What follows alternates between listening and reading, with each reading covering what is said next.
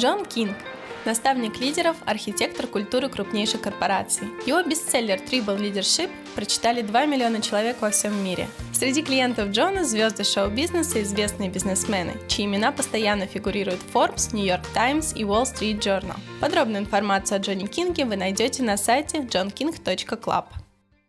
John, first of all, I want to thank you for our meeting, for our conversation. It's very valuable for me and I believe for many people who view this video.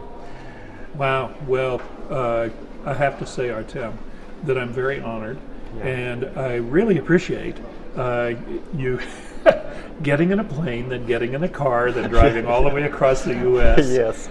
To come to Santa Fe, New Mexico. It's first time for us and to Mexico and United States. Well, welcome to New Mexico. Thank you. And welcome to Santa Fe. And I hope that you enjoy your time here. We're going to I'll make it my business to make sure that we have a good time. Thank you, John. And first of all, I want to ask you about your visit in Russia. What can you say about this country? The first thing that I can say is trip of a lifetime. Yeah. And one of the most amazing trips I've ever had, and it is all because of my partner in Russia. His name is Timur Yagburov. Yeah. And Timur arranged for me to come, and I had no idea the scope of what it was. The very first night I was there, he took me to see the Russian National Ballet. Amazing. Yes. You know, so in Moscow. In Moscow. And then the hotel I was staying in, they were having the World Fencing Championship. So all of these brilliant athletes from all over the world in the hotel. Then we did a lecture at the Marx-Lenin University. Yeah. In the very same room that Lenin used to lecture. So it was amazing. Yeah. And did all of that. We talked with the Young Presidents Organization. Yeah. We went to another university, which was the School for Higher Economics. And we had a lecture there with all of the HR people from all over Russia, including Siberia. And then I went to see the Bolshoi Opera. Yeah. Amazing, most beautiful thing. So the ballet and the opera, those were two things I'd been wanting to see and do all of my life. And then Timur then established a 2-day workshop that we did with the Moscow International Leadership Academy. Yeah. And that was at the Russian School for nuclear research. And so, are you kidding? This was one of the most amazing weeks I've ever had in my life, all thanks to Timur and his family. Yeah. And before this time, have you been in Russia? Only to land and then go somewhere else. Okay. Many years ago, I was in show business. Yeah. And I was in a French rock and roll singers act. And we had to go to Tokyo. And so on the way to Tokyo, we flew to Moscow, we landed, we changed planes, and we went, we went again. So that's it on me. I'd never been there before. Okay, and this time you visit, who you remember as a high tribe leader? Oh, high tribe leader? Well, Timur, for sure. But there are a number of people there. He has a woman that he works with whose name is Ludmila. Yeah. Incredible. His wife, amazing. But almost everyone that he introduced me to, he had several people. There's a guy named Oscar, and I don't remember Oscar's last name, but Oscar is the president of the Young Presidents Organization. Yes. Phenomenal guy, big businessman. There was also a beautiful dinner that I had, and I sat and I talked to a number of people. There was a guy from Armenia who happened to be there, who was a very big deal in the bank, and now has his own businesses. It seemed like everybody that I met had a tribe of their own. Yeah. And that they were working effectively at being useful and a contributing, not only member of the tribe, but leader of the tribe. Yeah. And about your book, I want to ask a question. The story of your book, Tribal Leadership. Sure.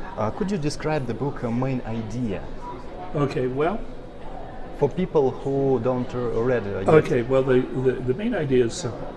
I was failing. Yeah. I was working in companies and I was working in organizations and I was failing. I was a strategist. And when I looked at it after suffering and suffering and suffering, I was almost Russian. I was suffering so much. And after suffering, I had this realization and that Peter Drucker was correct, and that culture eats strategy for breakfast every day. Well, Artem, in that moment, I saw that it was stupid for me to continue doing strategy without a knowledge of culture, and I knew nothing about culture, so I started to study that. And over the period of the next 10 years, I gathered data, not knowing what to ask, and in the course of it, it eventually began to become clear to me that when organizations form, Yeah.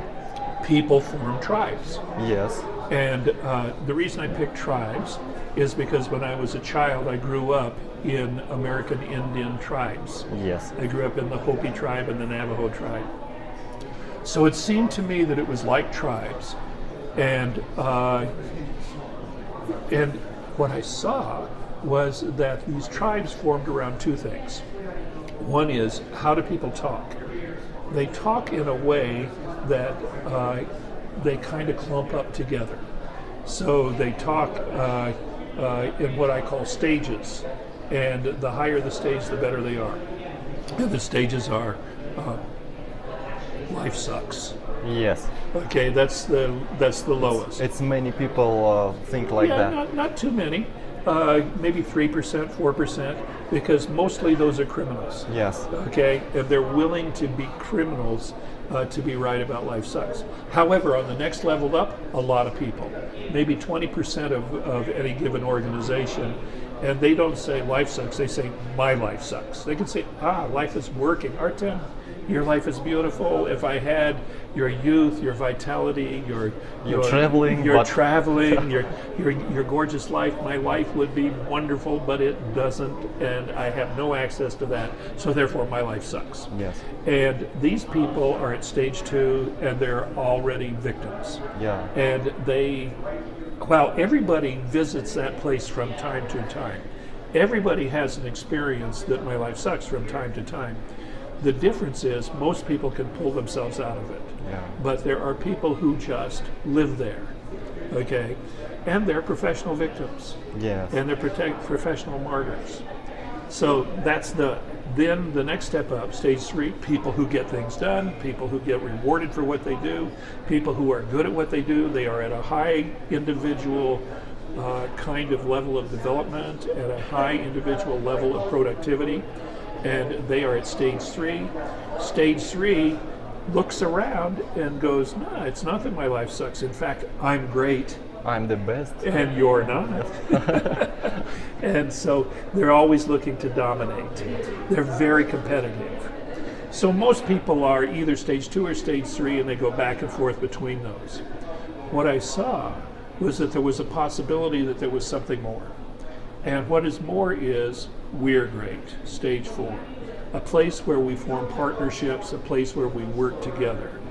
And I found that in my studying of organizations, about 20% of every organization is people who want to work with other people. They want to cooperate, they want to collaborate, they want to create a win-win situation. Yeah.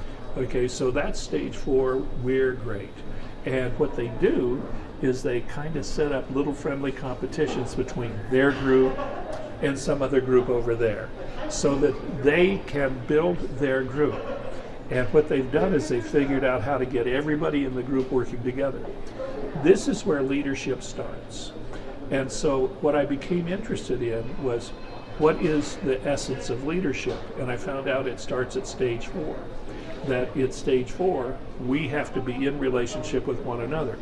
We have to be in partnership with one another. And that the real power not to mention the happiness, is between people, not over here and not over there. So that's stage 4. And then what I found out is when you get those people, they put groups together and partnerships. And if we could get a whole bunch of groups together of a whole bunch of people that talk to each other, and we take on a project that can change the world, then we can go to stage 5.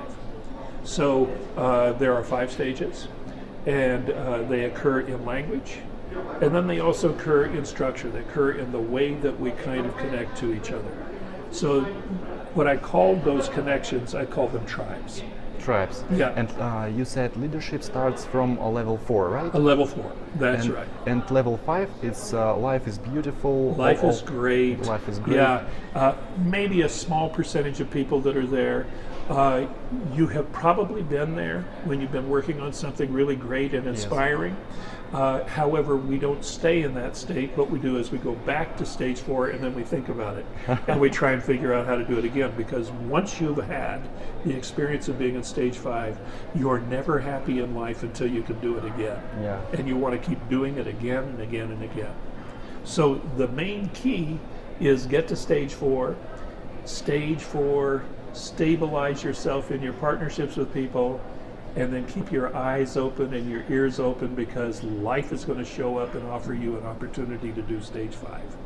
Okay, thank you very much for describe of story of your book and principles of your book. And next question, what I want to ask you, Yes. it's about when you was young, about 20 years old. This was a long time ago. Yes, it's This was back when Jesus was a very tiny baby. yeah. It's very long time ago. It was before the time of the prophet, you know. Yeah. When I read article in Wikipedia about you, I saw that when you was young, you went to Europe to travel. Yes. Is it correct? That is absolutely and, correct. And can you tell the story why you go there to Europe? You know, crazy. Yeah. I only cared about dancing in those days. I wanted to do nothing but dance. It was your passion. It was my passion. Yeah. It was, and I was obsessed with the idea of somehow developing myself. And my sister and I had won many national championships, and I wanted to go on. So I went to England to study and to work and to, get better at this, because that's where the masters were. After I had been in England for a while, it was so rainy and so miserable after 3 months, and I was so cold. And you have not so much money. Oh my God! Well, what happened was, I read a book by Jack Kerouac called On the Road, and I was so inspired that I had $500 saved up, and I had a one-way ticket to I think it was Glasgow, Scotland. I had a one-way ticket. I had $500, and I had a lot of time on my hands, and I was 19 years old, 20 years old, and I just wanted to go. So I went to study dance. I was there in England for 3 months, and then I went, I am cold, I am miserable, I am going to France, and I hitchhiked. Yeah. In a rainstorm. I hitchhiked to France. It was miserable. And then I landed in Paris over Easter weekend, and I ran into a whole bunch of people that were Americans, including a couple of people that I knew. Surprise, surprise. And so then I started the process of just hitchhiking around. And with several of my friends, we decided we were going to go to Spain because it was sunny there. Yeah. It was beautiful. From England to Spain. From England to France to Spain. Mm-hmm. By hitchhiking. By hitchhiking. Yeah. And so we went to Spain, and we hitchhiked all around Spain. We ran with the bulls in Pamplona, and we were in Madrid, and we were in Barcelona. When I was in Barcelona, I was a lifeguard, and we were living on like $1 a day. John, what people you met by hitchhiking? What opportunities by hitchhiking? What your experience? Can you tell a little bit? Well, mostly people with an adventuresome spirit. Yeah. And what I realized was the big takeaway. The big takeaway was that we're all the same, Yes. and we are way more alike than we are different. And that the politics don't matter, the religion doesn't matter, Yes. the color doesn't matter. What matters is your heart. Yes, and people like friends Yes. everywhere. Everywhere I went, I always ran into people who became friends. I only had, somebody once said, I think maybe Brian Tracy or somebody said, Zig Ziglar, he said, all they are is friends that you haven't met yet. Yeah, You yeah. know? I So- like this phrase. So it was like that for me. It was like, okay, everything was, that. And then there's a great line from a play by Tennessee Williams called A Streetcar Named Desire. One of the characters said, I have always depended upon the kindness of strangers. And that's always been the thing with me, is that people have been kind to me, gracious to me, helped me when I was down or in trouble. And so as I get older, I see that, well, that's my job too, to turn around. And mostly people have been paying it forward with me all of my life, and it's now our turn to pay it forward. Okay, it's very nice. And I want to ask you about traveling. How many travel your experience after this when you went this first trip to England with by hitchhiking? After that, After that, I came back. I went to school for a little bit of time at university, but the people at the university said maybe you should go somewhere else. you came back to US. I came back to the States, New Mexico. New Mexico, New Mexico, yes. and I got married to my childhood sweetheart. And then we taught in a dance studio. Yeah. And then after a while, I went into the Army, and then I came out. And then when I came out, I had this vision to go and dance professionally. Yes. And so my wife and my daughter, we had a brand new baby daughter, Yeah. moved to California. From New And- Mexico to California. From New Mexico to California. And I went to work on something on a variety show called the Carol Burnett Show. It was a big show on television. And my wife went to work on a big variety show called the Dean Martin Show. Yeah. And so we were both working, and young, and life was good, and Yeah. we lived in Hollywood, and then I began to see that in the summer times I could travel. Yeah. And so With your wife, with your with my wife, and sometimes taking a job and it was just me and she was at home, but mostly with her and with my daughter. Yeah. And we traveled around the country and around the world. Mostly she stayed in the country because my daughter was in school, and but I spent a lot of time in France. Yeah. And just had an amazing time with amazing people. Which part of France? Paris mostly, Yeah. but also the south of France. And then during the summer, tours all over, where they were having their wine and cheese festivals, touring all Yeah. over the south of France. I and my wife very like France. Oh, yes. A couple of months ago, we went Paris, Normandy, and Oh, boy. yes, Yeah, it's very now beautiful. you're making me jealous. I want to go back. Okay, and John, what do you think about what gives the traveling to person like maybe personal development, personal growth? Yeah, it was, first of all, I was traveling with people who were very free. Yeah. They were artists. Yes. And so they were interested in personal freedom and exploring the world. So they were very engaged in that. The people with a very interesting point of view. Very interesting point of view, yeah, and people very much different from me. I mean, when I was in France and I was working with this rock star, Yeah. 4 or 5 of the people that were in the band, in the orchestra, were actually gypsies, gitans. Yeah. And so that was a whole other world, And the funny thing is, that when you're a dancer, dancers call themselves gypsies. Yes. So I was a certain kind of gypsy as a dancer, and these were real deal gypsies, you know. So I began to see what that was. And I began to see that there were ways that we could tie ourselves together. For example, I used to like to play with a frisbee. You know, Yeah. a frisbee, the flying Yeah. disc. And so I took one to Paris, and I started playing with a friend of mine on the street, and it stopped traffic everywhere. So I called my wife immediately. I said, send me 10 frisbees, you know, so I could go places and I could give them to people, and they would call it le disque, you know. And so it was just a great way to kind of get to know people Yeah. and become involved with people Yeah. and so on like that. What I learned, again, was that we're the same, that there are great people everywhere, that people are up for a good time, and people care about each other. And so that has been something that has served me in all of my life. When I came back, there was a time when I stopped dancing.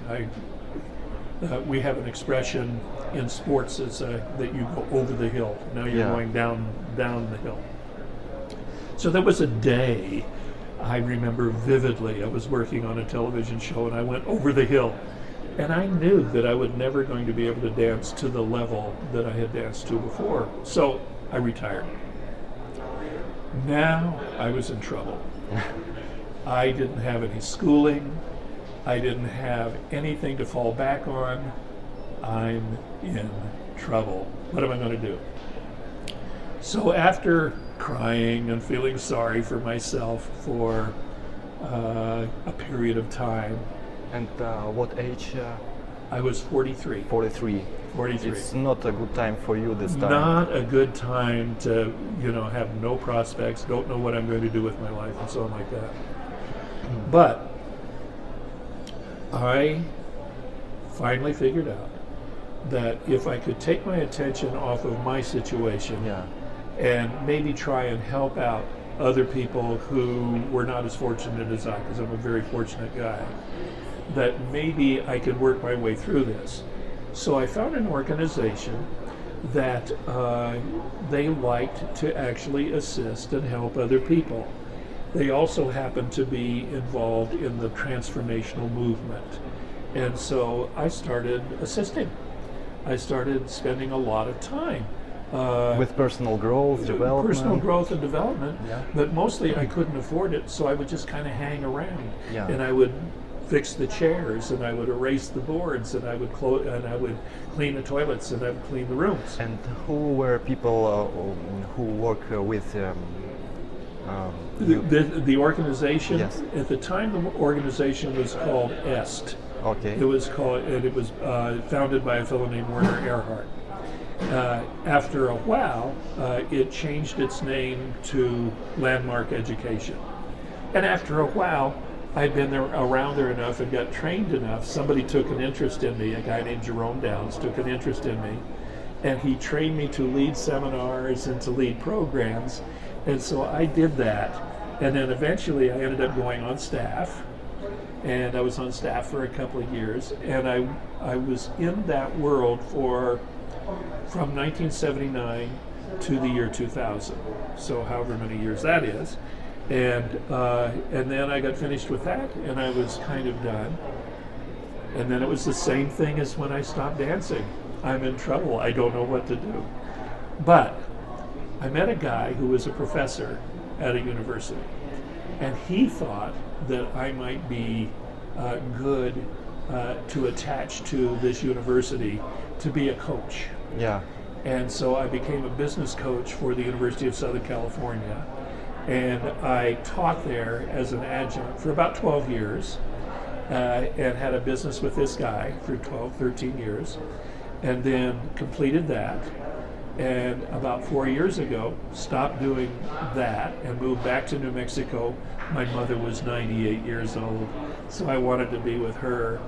And I moved back, and then I realized I'm in trouble again for that third time. I'm now in deep trouble because I don't know what to do, don't know what to fall back on.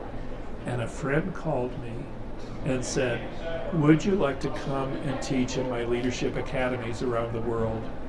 It saved my life. And so then I started going to Istanbul and to the Middle East and to Southeast Asia. John, what is your favorite thing now? What is your favorite work now? Well, Yeah. the most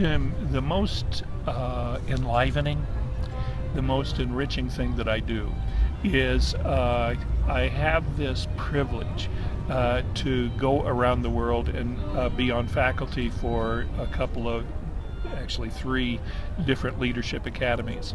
So I just got back from Moscow, Yeah. but after I was in Moscow, I was also in Istanbul, and I was in Istanbul for 3 weeks for something called the Central Eurasian Leadership Academy. And what we have is we have people coming from all over Central Eurasia. We had 5 people, I think, came from Kazakhstan. Yeah. We had Uzbekis, we had Tajiks, we had Turkmens, we had Turkmenistan, we Yeah. had Armenia and Georgia. We had people coming from all the stands, and these are people who are forming NGOs. These are people who are in business. These are people who are also in government service. Yeah. So quite often they're in parliament, or they're part of the cabinet, or something of the country. And they are your age. Yeah. They are ready to go to the next level of leadership. So this is a Central Eurasian Leadership Academy, CELA. And what we do is we have a faculty of 5 crazy people and 18 crazier people Yeah. who come and facilitate it. And that's where it really happens, is it really happens in the facilitation, in the breakout groups. And we spend time together in total immersion, studying and thinking about what leadership really is. And so there in Istanbul every year.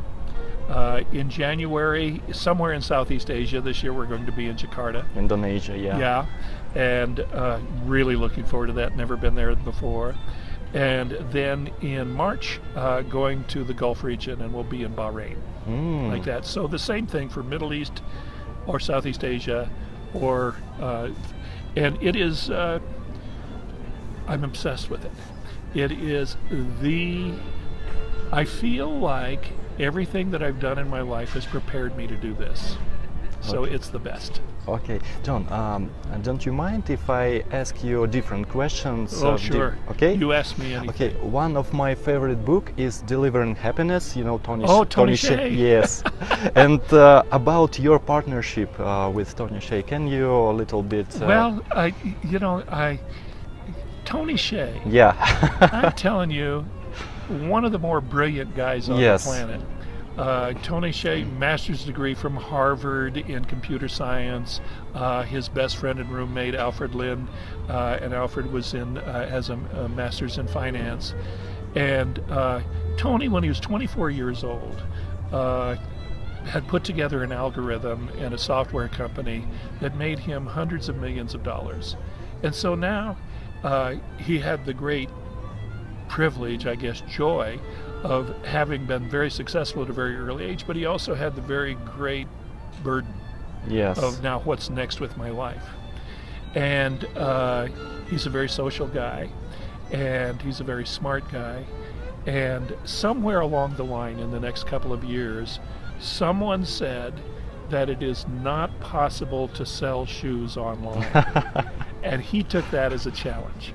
So he formed a company called Zappos. Zappos is a contraction of the Spanish word for Yeah. shoes, zapatos. Yes. And he said powered by service. And he got this guy Fred involved, and Alfred and Fred decided that, figured out how that they were going to sell shoes online, and he formed Zappos. Now, when I met him, it was already happening. He was already doing really Successful. and- Oh, very successful and so on like that. But somewhere along the line, Tony read the book, Tribal Leadership. He liked the idea, and he invited me and my partner over to talk to him. And in the course of it, he became involved with us. He actually provided for us to do the audio version of the book, and kind of adopted us into the company. And when guests came to tour the company, which is something you should do when you go to Las Vegas, Yes. it is an experience of a lifetime. You will never see a company like Zappos. But when you go there, he had copies of tribal leadership that he would give out Yeah. to people and so on like that. And your book very influenced positively to Tony Hsieh and his company. I don't know if I can authentically say that we influenced him. I think Yes. he figured it out, and then I think he figured out something that we were doing that kind of fit well with what he was doing, and so it kind of came together like that.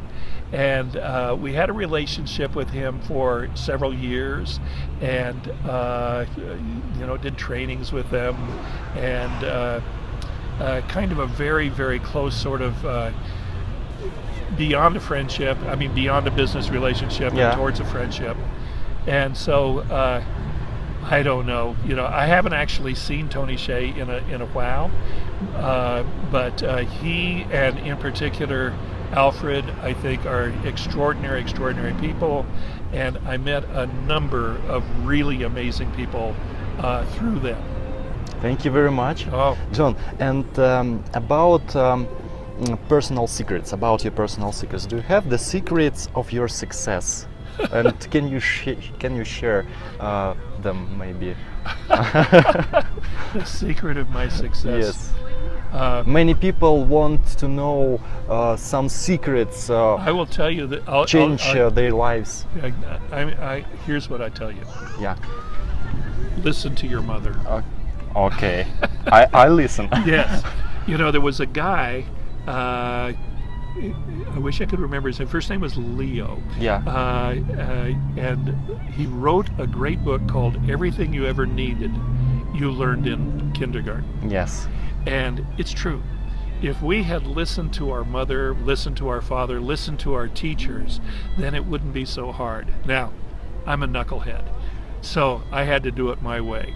So it took me a while to figure out that if I just listened to my mother, if I just paid attention, and if I had just done that, that's the first secret.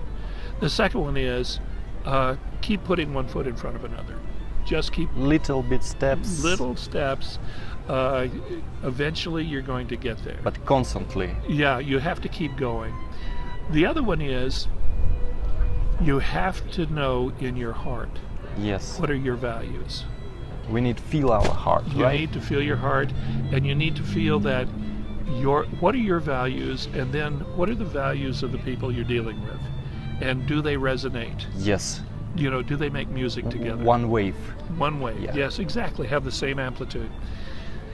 So that the values. Next thing is, how can you have some kind of shared intention with other people? So what you're up to needs to be something that other people are up to. For example, in your case, what you're up to, we've met each other and we've known each other for now an hour, okay? But I can tell that what you're up to is contributing to people. Yes. So you're into contributing to people, I'm into contributing to people. All we have to do is figure out a project of how we can do it together. And oh, by the way, you showed up Yeah. with a project that we could do together. Why not? Amazing. Yes. Amazing. So crazy guy from America, crazy guy from Kazakhstan, who never knew each other an hour ago, and suddenly deeply in relationship and deeply appreciating and honoring what the other guy is up to, the other person is up to, in one of the most amazing places in the world, Santa Fe, New Mexico. In the center of the city. Sitting in the center of the city, sitting in the plaza, and having this beautiful fall day, listening to the woman playing the violin. Beautiful music. Life is going on. Life is beautiful. Life is beautiful. Life is great. It doesn't get any better than this, really. So my secret, listen to your mom. Yeah. One foot in front of the other. Yes.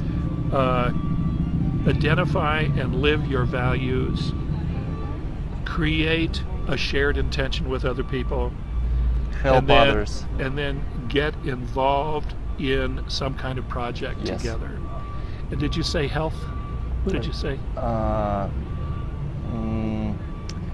I'm not sure what you said. You said something matters. Now? Yeah, Or- a second ago. Forget. Okay, it doesn't matter. But by the way, I thought you said health. And by the way, health does matter. Yes. Yeah, health matters Because a lot. sometimes we forget about our health and Exactly. that get worse. I and did that. Yeah. And I got very sick. And so, yes, we'll put that in as the sixth reason right there is like take care of your health. Maybe it's more priority that we thought. Yeah, I think it's fundamental. Yes. Yeah. So I'm going to say, listen to your mother, maintain your health. Yes. Because mother said that about She health said that first. anyway, you know, and if I'd have listened to her. John, question about charity. It's tell me please about your point of view about charity. Why are you personally involved in charity? Well, you know, it's funny that you say that. Yes. I don't look upon it as charity. I do look upon it as supporting other people Yes. to help themselves. 10% of our income we share with other people. We like to do that. Yeah, it's called tithing in our country. It's called tithing. I like to give. I give my time. Yes. I give my energy, and I give what I learned, and I give it away. I probably give away, I don't know, but a large percentage because I have been so blessed, and life has been so good to me that it is. And when you get to a certain time, when you get, you know, old like I am, you know, the job is give it back. Yes. Like that. So I don't look at it as charity. I just look like, you know, it's like that's what's appropriate in life for Yeah. us to do. I noticed that when we get more money, we get more rich. But when we share our income, part of our income, we get happy.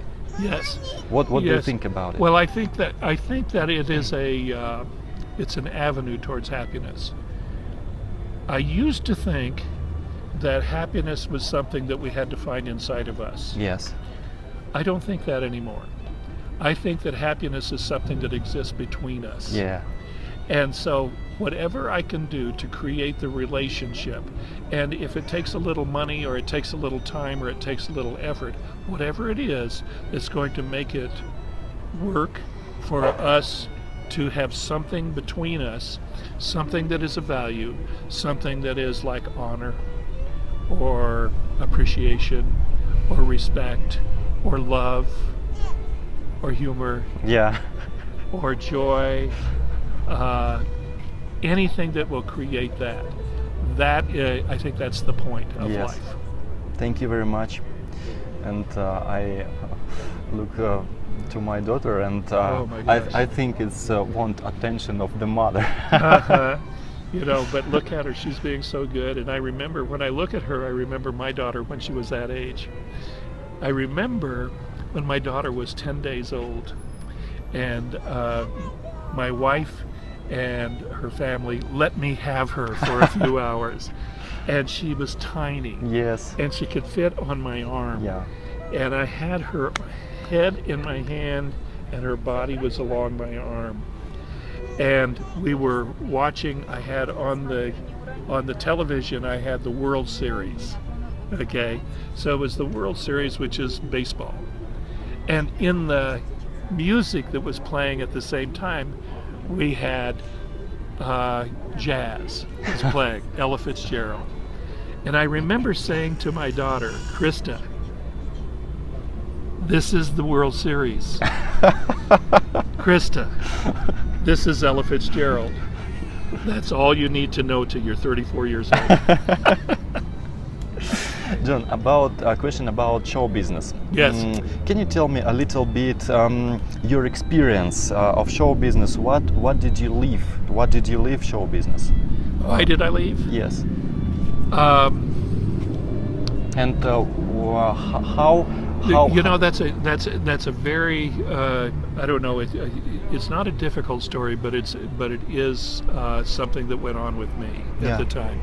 I was in show business in the late '60s, in the '70s, and the '80s, and I was quite successful at what I did. I was a dancer first, and then after that, I was a producer and a director and a writer, and I did all of that.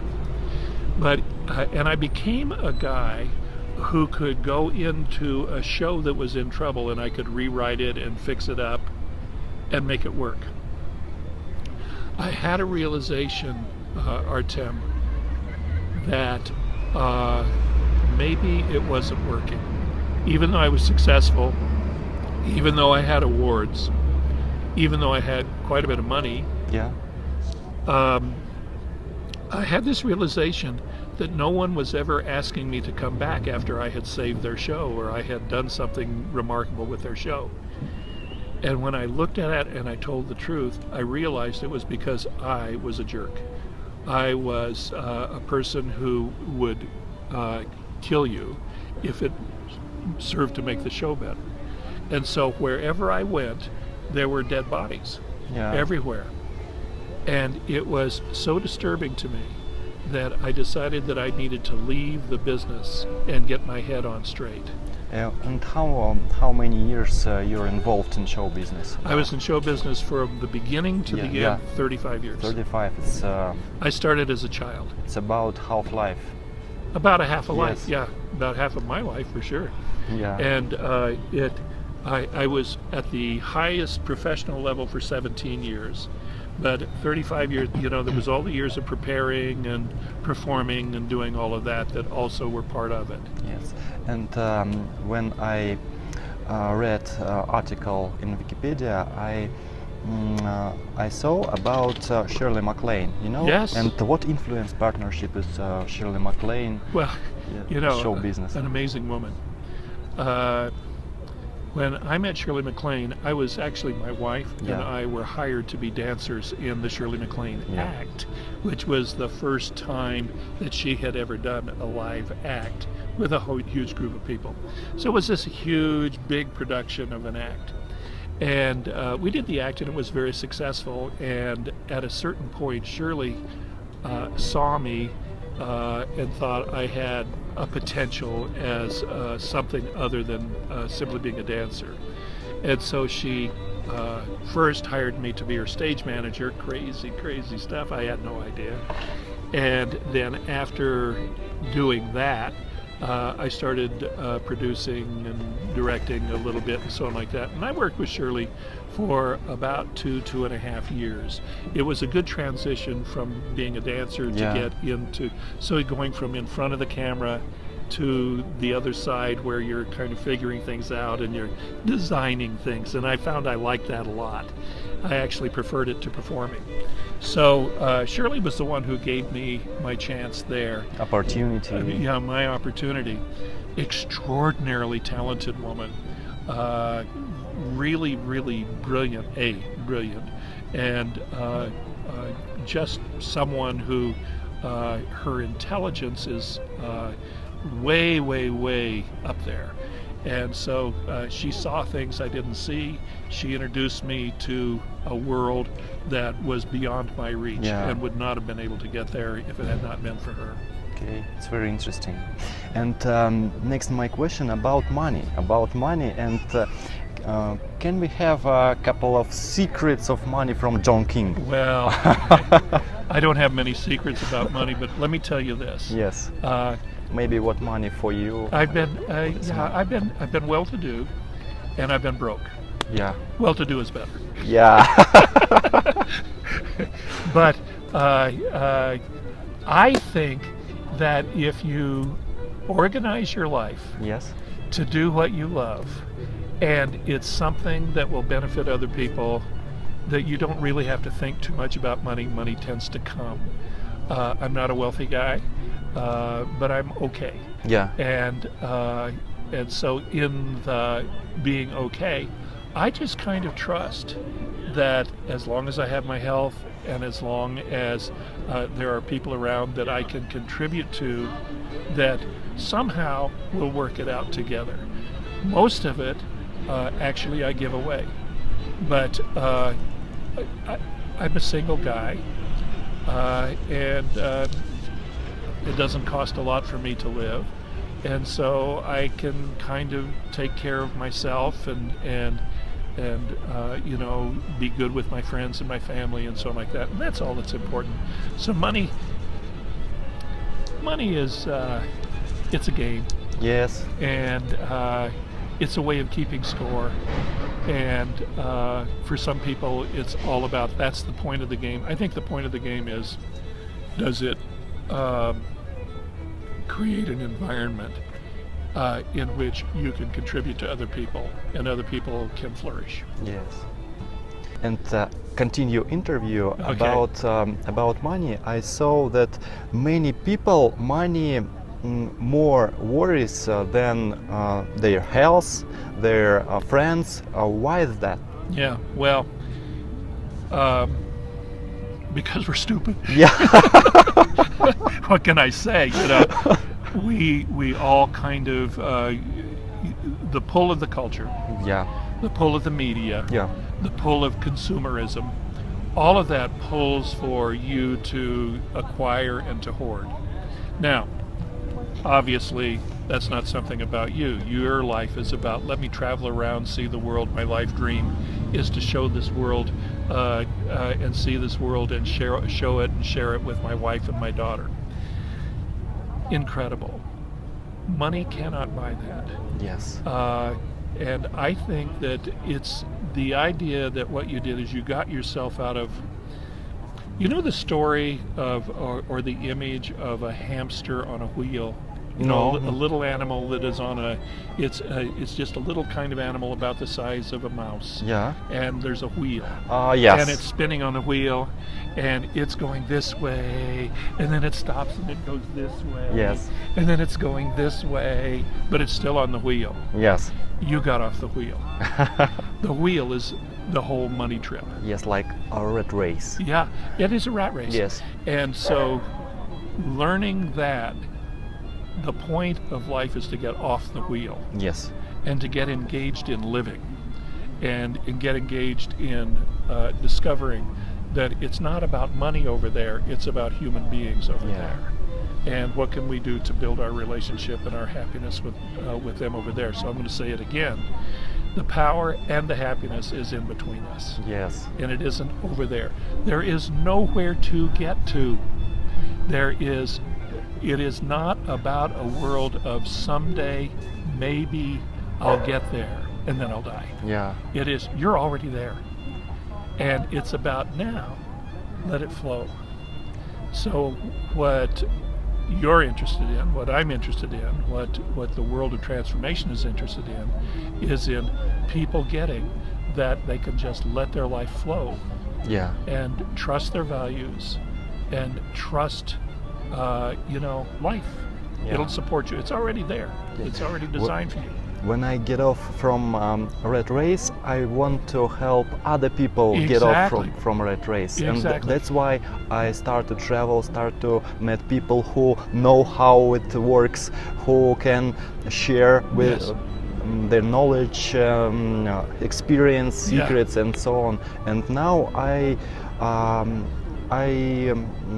see result. Yes. I see result, and many people inspired, and Yeah. You know what the word inspire means? Inspired. It's when a person, I don't know how it's described, more energy, more motivation, more I don't know how to describe. Well, try this. Yes. Because you told me about your daughter Nika, Yes. whose name means victory in Greek. Yeah. Okay. Inspire is from a Greek word. Wow. Okay. I don't know that. And the word is inspire. Inspire. Inspire means filled with the breath of God. feel breath of God. It's very So when you were inspired, you were filled with the breath wow. of God. It's very brilliant. Yeah. Thought. Well, that's what the Greeks thought. Yes.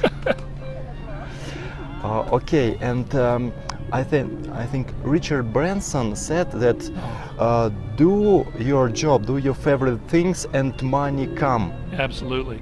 And he's such a inspiring Yeah, and model, because he's doing so many things. It's not about, he has a company, Virgin, that is 200 different companies. So he gets another good idea, he forms another company, and somehow they seem to work. But beyond that, this guy got in a balloon and floated across the Atlantic. This guy he's a father, he's a sportsman, he's a spiritual being, he is a businessman, inspiration person. He is an inspiring, motivator. He is a philosophical. He is a true Renaissance man of the New Age. Thank you. Yeah. And I think maybe if maybe Richard Branson give us interview for our viewers. Boy, I'd love that. Yes. If you get an interview with Richard Branson, you let me know, and I will be on a plane, and I will take care of holding the camera. Okay. Because he is one of those guys that really gets it, and really is making it work, and is really making the world work. And he make life many people better. Absolutely. Absolutely. Not just hundreds, but tens of thousands of people's lives are better daily because of Richard Branson and his vision. Yes. And we have a question from Leonid from Moscow. Leonid? Okay. Yes. Okay. Leonid asked, Reid Hoffman, co-founder of LinkedIn, said about tribal leadership. Yes. It presents a clear roadmap for the new reality of managing organization, careers, and life. Yes. This book points to a new paradigm in not just information technology but also business. So, LinkedIn, Zappos.com, their culture, could you describe how? LinkedIn, so first of all, nice words by Reid Hoffman. I actually didn't know that he said that. So that's the first time I've heard it, although I'm sure that he said that several years ago. It's something that was part of the marketing of the book, and the guy who was my partner at the time is very marketing conscious, so he talked to Reid Hoffman, and I didn't know. But those are nice words. Now, the question you ask is Richard Branson, Tony Hsieh, Zappos, LinkedIn, and what is the connection that you wanted me to try and make? Tribal leadership. What was the connection? Just a minute. Or Leonid's question. So LinkedIn, Zappos.com changed their culture. Could you describe how? Well, we live in, generally speaking, a 20th century command and control world. LinkedIn and also Zappos, I think, are 21st century companies. So they're not companies that are obsessed with the structure, the hierarchy, and the structure of things. They're actually interested in that whoever you are, you can contribute from where you are. I have a very, very close friend who, his name is Wayne Pollard. And Wayne has developed a whole way of thinking called lead from your current position. He is of the mind that no matter who you are, you have leadership capacities. And what we want to do is we want to devise structures so that you can use them. So one of the things that we see with LinkedIn, one of the things that we see with Zappos, one of the things that we see with companies like that, and I would say Richard Branson is another one, is that here are companies that your ability to move up in the company, your ability to contribute in the company is based on merit. If you actually provide the goods, you're going to be acknowledged and you're going to be supported.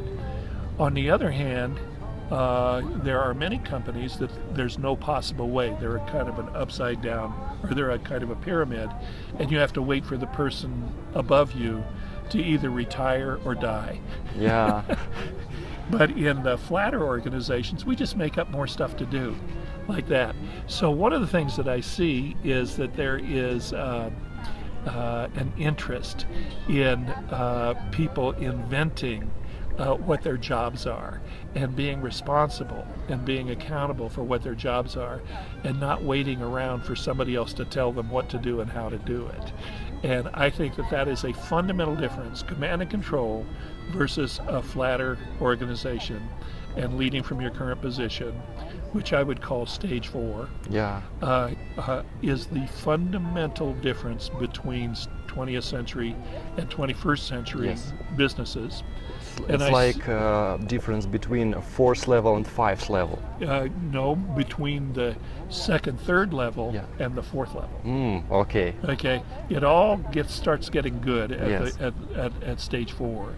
So, and mostly we're stuck at stage 2 and 3. Yeah.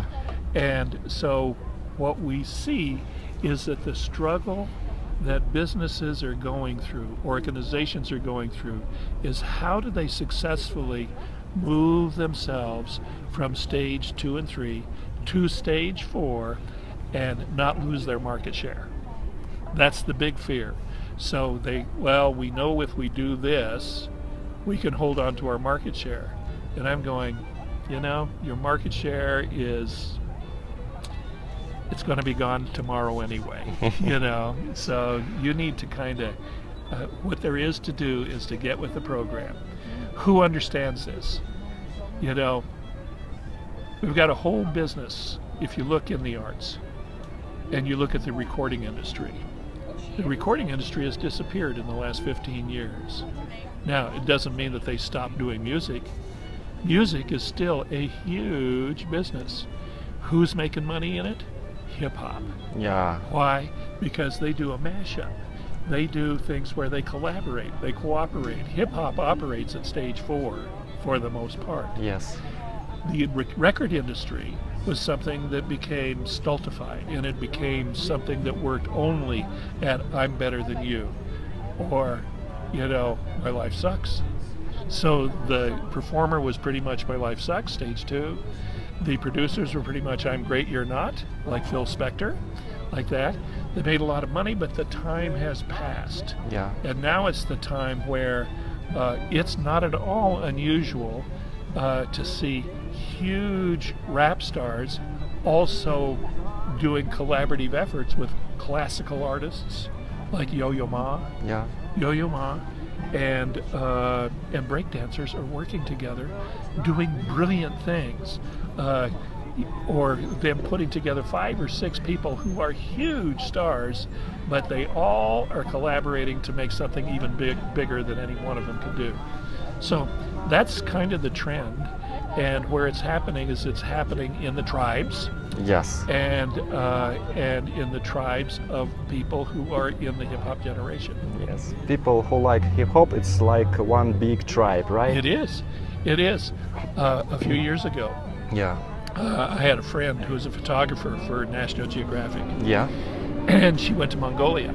Mm. And I said, now when you she went to Mongolia to see the big games they have every 5 years, where they do the manly sports of horseback riding, wrestling, and archery. Yeah. And so that's what she went to see, and she shoots faces, so she shoots these beautiful faces. So she goes, and I said, now, her name is Hamida. I said, Hamida, when you come back, bring me a rap album or a hip-hop album from Mongolia. And she laughed at me. Now, 2 months later, she came back, and we had lunch, and she reached in her purse and she pulled out an album. And it was a Mongolian rap album. Wow. Now, I don't understand a word in Mongolian, but it rhymed. And they were laying down, the sets. And the guy definitely was a Mongolian rap star, So at that point, and that was 10 years ago, we're saying it's all over the world. Russell Simmons is right. It's all over the world. It's huge. And it's not just music, it's business. And it's not just music and business, it's a lifestyle. Yes. And it's a lifestyle that, whether we care for it or not, we're part of it now. Yes. John, I think this is magical place. It's very comfy, it's very beautiful. And what do you think about take a walk around? I'd love that. Okay, and I'd love that. we continue our conversation. I would love that. Okay. Thank you so much. Thank you, John. Okay, cool. Okay, great.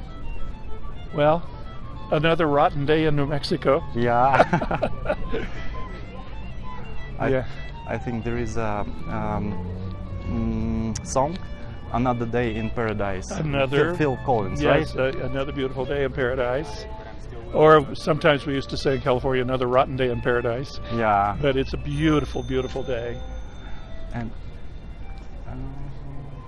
So we can walk around the plaza. yeah. So this is a great tradition. You'll see that this is round and it goes around the center here. And it's an ancient tradition in Latin communities that people walk around. And in the old days, it was used for courting. Yeah. And so the guys would walk around the outside and the girls would walk the other direction around the inside, and they would flirt with each other. And the music would play and people would fall in love. It was great. Like that. So John, if someone who will see our movie and who maybe inspired your story about your when you was young, 19, and just take $500 and go to big travel, one-way ticket, and what can you recommend to this person who inspire your story, but he scary about this decision? Well, you know, there were a couple of things that happened when I was doing it as I look back on it.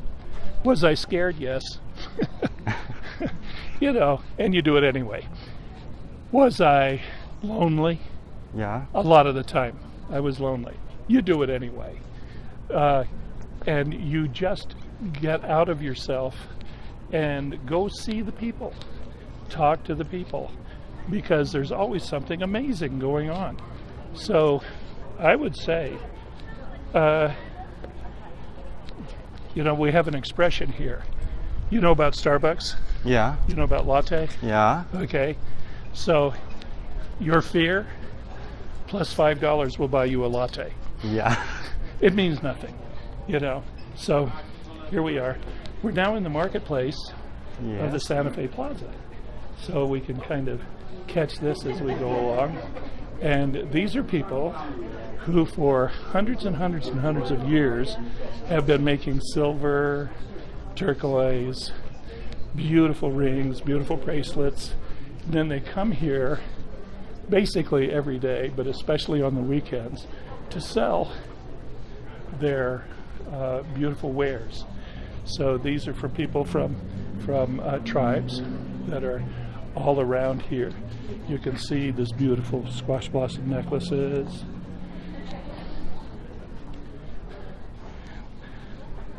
And it kind of gives you a feeling for what it is that you know, these people do.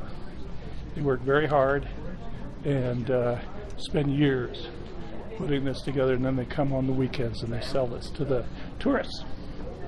Yeah. You know, many people do what they don't want to do. How do you think? Why? Because they're stupid. Yeah, exactly. I would like to be nice, but I'm not. I'm not committed to being nice when you see that people are being unhappy and they are persisting in doing the same crazy stuff. Somebody, I think it was Rita Mae Brown, but somebody once said that insanity, the definition of insanity is doing the same thing over and over again, expecting a different result. So what's going on is that we're doing the same thing over again and we're being unhappy with it, then there's crazy, and eventually it's stupid. So at some point you have to suck it up and begin to somehow design another way. Somebody once said, in fact, I think it was somebody recently I read, said, you have to take that leap of faith. And in that leap of faith, you have a possibility. I'm going to turn you this way, because if I turn you this way, this way, then you can kind of see behind us a little bit of the beautiful New Mexico architecture. This is the exterior of our Museum of Art. Yeah. And so you can see in the beautiful adobe kind of style. And for those of you who've been to Morocco, where the architecture is very fluid and curvilinear, it's something like that. So we like that idea here.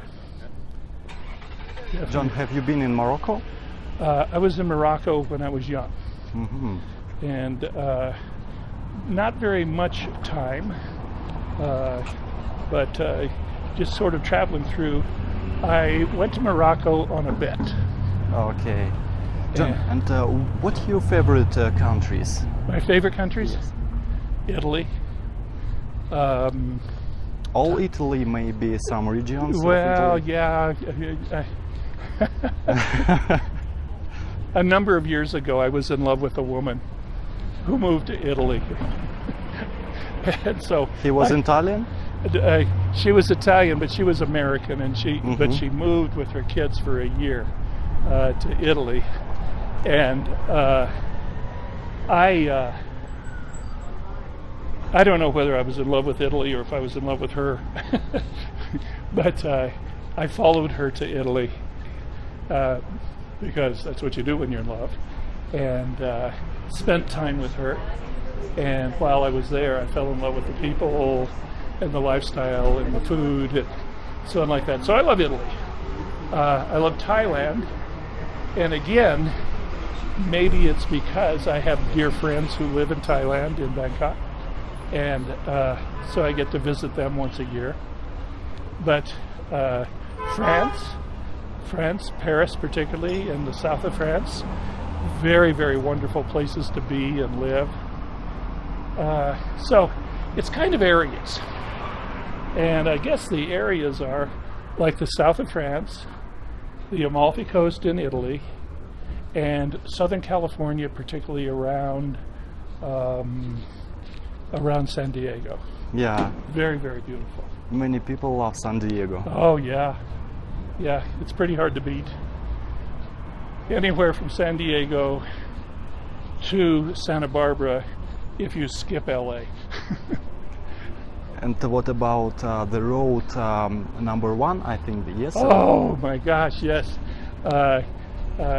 Through the Big Sur area and Carmel and everything. Probably one of the most beautiful areas to drive in the world. Just spectacular. Cross here. Wait a second. This guy's gonna. Light will change and we can go across. What a day, huh? And now, do you like to travel by car? I love driving. My favorite way of traveling is to drive. And so for me, the best thing is to get in the car and take a long drive. Then you can think, maybe listen to a book on tape. Nothing better. Nothing better. You know, John, I want to share with you one interesting statistic about Russia. Russia. In Russia live about 150 million people. Yes. And imagine that only 15 millions have passports to travel, for travel. Uh-huh. It's about 10%. 10% of all country. Uh-huh. It's 15 millions, and about 12 millions have been other countries, Yes. it's about 8%. Okay. And only 150, it's about one person in million, have been in United States, all the states. Wow. And Look at you. yes, and if someone from Russia go to United States and visit all 50 states, he go to statistic 1 in million. One in a million. Absolutely. Yeah, 1 in a million. You know, I would say that's probably true for Americans too. Yeah. It's a pretty rare thing. Not so many Americans been in every region of Russian Federation. Well, no, I'm talking about even Americans being all around America. You know, Yeah, to find an American who has been to every state, that would be rare. Not so Very many. rare. Not so many.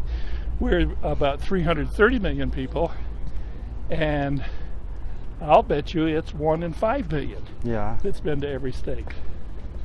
I think that traveling is the best way learning geography. What do you think? I agree. I agree, because you have the personal experience.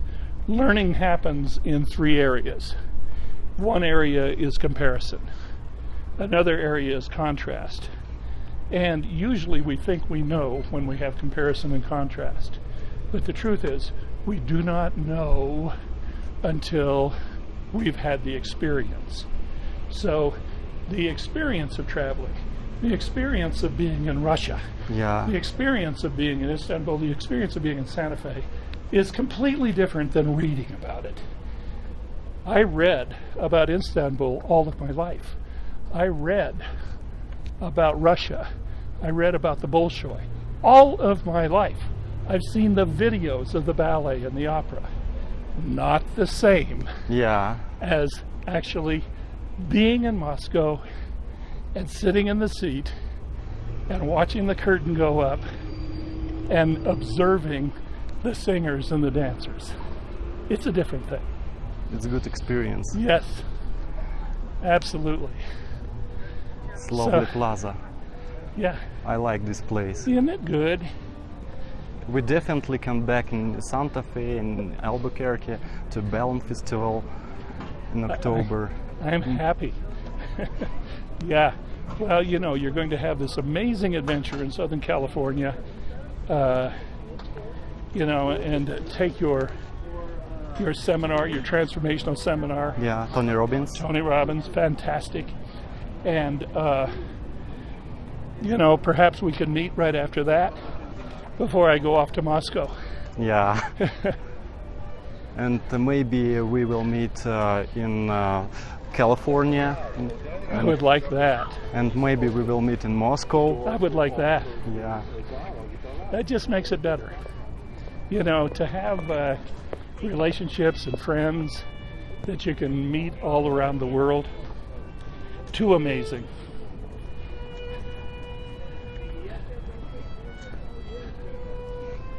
Ah, what a beautiful day.